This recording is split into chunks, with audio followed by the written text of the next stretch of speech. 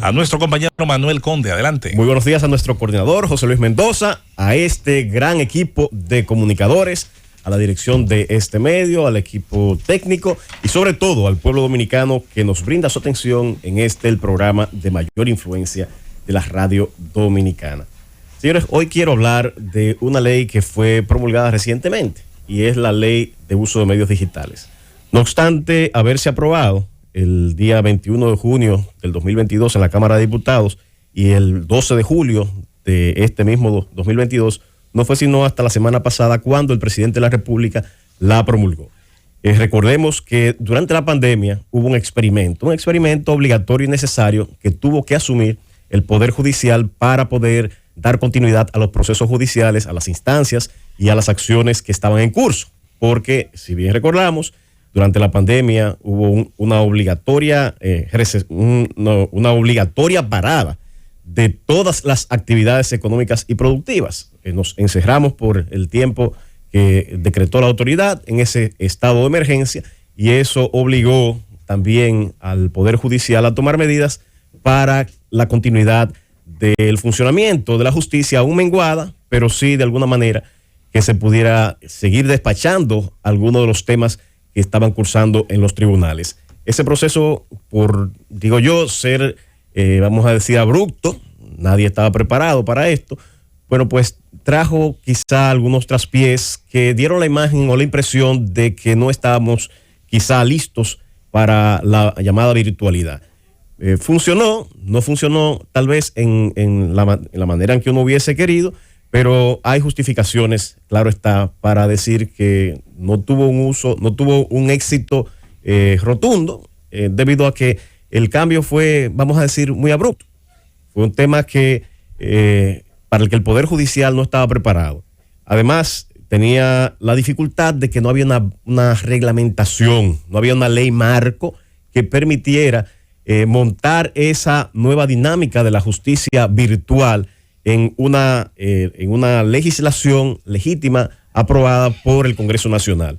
Eso hizo que precisamente algunas instituciones, algunas fundaciones impulsaran acciones legales tendentes a sacar del sistema las resoluciones que emitió el Consejo del Poder Judicial para regular ese sistema de audiencias virtuales, firmas digitales, pues un portal que se creó para dar servicio. Bueno, pues todo eso que fue regulado mediante varias resoluciones fue declarado inconstitucional por el Tribunal Constitucional, entre otras razones, indicando que ese Consejo del Poder Judicial no tenía facultad constitucional ni legal para emitir ese tipo de reglamentación, entre otros aspectos que definió el Tribunal Constitucional. Bueno, pues haciendo uso de su iniciativa legislativa, que pocas veces lo hace, la Suprema Corte de Justicia presentó este proyecto de uso de medios digitales ante el Congreso Nacional. Ese es la ley o el proyecto de ley que fue promulgado la semana pasada por el presidente de la República. ¿Qué trae este proyecto y por qué es importante para el desarrollo, vamos a decir, o el desenvolvimiento de la justicia en la República Dominicana? Lo primero es que, si bien es cierto que hubo mucha inconformidad en cuanto al manejo de los medios digitales en la justicia, luego de que se dejó de implementar, se echó bastante de menos, porque ciertamente, si bien funcionó con cierta deficiencia, no menos cierto es que ayudó al desarrollo de, por ejemplo, las llamadas audiencias virtuales, que permitían a los ciudadanos participar de sus procesos, que permitían a los abogados participar en sus procesos por vía de los medios digitales. Y eso es positivo. También permitía hacer depósito de documentos y demás por esas vías. Bueno, pues esta ley es una ley que ya da un marco legal emitida por el órgano competente, que es el Congreso Nacional, para hacer o implementar todo eso que se intentó iniciar y se inició durante la pandemia. Esa ley tiene varios elementos. Uno de los elementos que entiendo es bastante importante es la oficialización de la creación del llamado portal judicial. ¿Qué es ese portal judicial? Bueno, es un canal digital por el cual se pueden tramitar de manera opcional solicitudes, acceso a documentos, expedientes, requerimientos de sentencias. Es decir, que sin necesidad de usted desplazarse a los tribunales, tiene la posibilidad de tramitar todas las solicitudes que también usted hace de manera presencial. Esto ahorra combustible, ahorra también papel, en fin, se traduce en eficiencia, se traduce en velocidad en cuanto a los trámites que han de realizarse en la justicia. No hay, una vez se ha habilitado ese portal, no habrá la necesidad de visitar de forma presencial los locales de los palacios de justicia para hacer muchos de los trámites que hoy en día se realizan. También esta ley regula las llamadas notificaciones o comunicaciones digitales. Esto es que conforme a la ley podrán realizarse las notificaciones por medios digitales, correo electrónico esencialmente, y esas citaciones o notificaciones tendrán la misma eficacia que las notificaciones que se realizan por los medios tradicionales, llámese mediante actos de alguaciles, mediante telegramas del Poder Judicial. Ese es un paso también significativo que abarata costos y que hace también más accesible la justicia al ciudadano. Esa regulación en esos términos era necesaria que se articulara y que se le atribuyera precisamente este alcance que se le ha dado en el marco de esta ley. También se da un paso significativo en cuanto a la creación de un sistema para la articulación del llamado expediente electrónico. Todo expediente que se ha de cursar en los tribunales de la República ha de tener, vamos a decir, uno similar, un homólogo en formato digital. Y esto es un paso significativo. Creo que esto nos coloca como el paradigma, diría yo, de la justicia en Latinoamérica. Primero, porque permite tener más acceso a la información de los expedientes. Segundo, más seguridad con relación a la información que está depositada en los expedientes. Y también ayuda en cierta medida al medio ambiente para dejar de hacer tanto uso de papel cada vez que se requiere un documento o una copia. Tendremos por vía de esa formalización de los llamados expedientes electrónicos un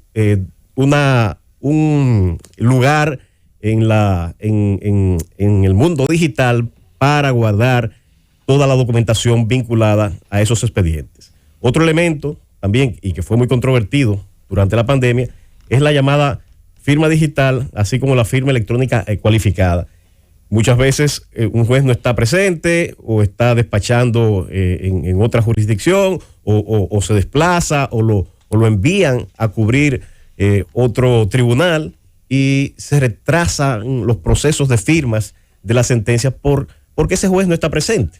Bueno, pues ya se formalizó también la posibilidad de que se realicen las firmas digitales, así como la firma electrónica cualificada, para que esas sentencias que emanan de los tribunales puedan ser debidamente firmadas por estos medios. El último elemento que quisiéramos reseñar aquí, y es quizá el que más relevancia tiene para los abogados, es la vuelta a la celebración de las audiencias virtuales. Para muchos fue un dolor de cabeza, para otros era una bendición. Particularmente soy de los que me inscribo, dentro de los que entiende que este sistema virtual es una bendición para el sistema judicial dominicano.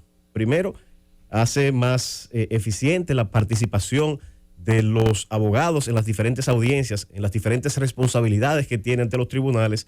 Segundo, también lo hace más accesible a los ciudadanos. No es lo mismo tomar a veces un tapón de 45 minutos, una hora, a veces hasta más, para llegar a un tribunal, y digo yo, a veces hasta 3 y 4 horas cuando se viene desde el interior a participar en audiencias en la Suprema Corte de Justicia o las audiencias que se celebran en las cortes de los diferentes departamentos judiciales del país.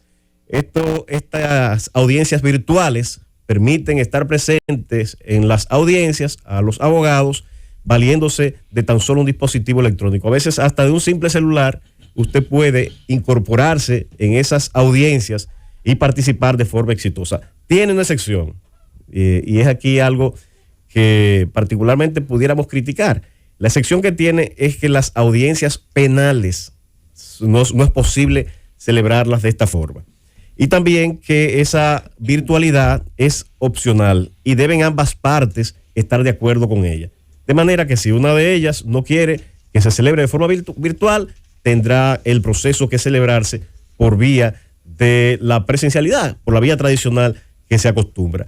En los casos, con una excepción, que son los casos de delitos sexuales, de violencia intrafamiliar y violencia de género, en esos casos, para evitar la doble victimización, la Cámara Gelcel se ha regulado que sea posible que la víctima participe de manera remota por las vías virtuales, que creo que es bastante positivo para evitar precisamente que la víctima esté frente a su victimario, frente a su agresor o presunto agresor, de manera que no se sienta amenazado en esas audiencias que suelen celebrarse. Esa es la excepción en materia penal. En todas las demás materias, la virtualidad va a ser posible. En materia civil, a veces se suele ir solamente a un aplazamiento, a solicitar una medida de comunicación de documentos, y es ineficiente desplazar una persona, un abogado, un profesional, tan solo hacer un requerimiento tan sencillo como es una medida de comunicación de documentos. De manera que estas audiencias virtuales, como ocurrió en el tiempo de la pandemia, van a ayudar, a facilitar, digo yo, el acceso a la justicia, la agilidad y la eficiencia en los trámites y procesos judiciales. Finalmente, esta ley le atribuye un poder reglamentario al Pleno de la Suprema Corte de Justicia para que emita un reglamento. De hecho, le ordena en el plazo de 6 meses aprobar un reglamento general que haga viable, que haga posible todas las disposiciones que hemos aquí esbozado con relación al portal judicial, a las notificaciones por medios digitales, a los expedientes judiciales electrónicos, a la firma electrónica y digital, así como a la celebración de las audiencias virtuales. Bienvenida sea esta ley y que en esta ocasión la Suprema Corte de Justicia haga todo lo necesario para que este paso de avance hacia una justicia moderna, una justicia, entiendo yo, más transparente, más eficiente, sea lo menos traumático posible y que sirva, al fin de cuentas, al bienestar de toda la ciudadanía. Llévatelo, Cundo.